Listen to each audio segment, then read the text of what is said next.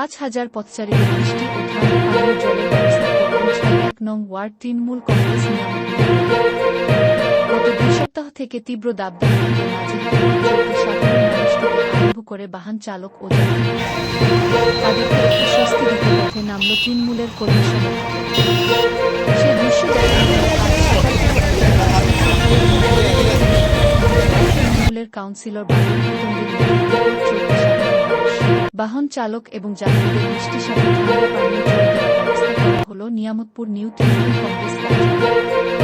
Council বাদর পুইতন্ডি জানান প্রায় 5,000 সাধারণ মানুষদের বৃষ্টি ও ঠান্ডা পানীয় জল দেওয়া হবে। অনুষ্ঠানে উপস্থিত ছিলেন তৃণমূলের রাজ্য নেতা উজ্জ্বল চ্যাটার্জির সঙ্গে 3টি ব্লক তৃণমূলের ব্লক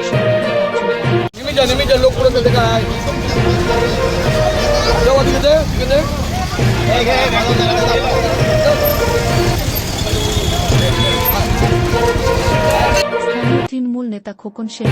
সুশান্ত ব্যানার্জি, রুম্না চৌধুরী, আমজাদ শেখ সহ অনেকে।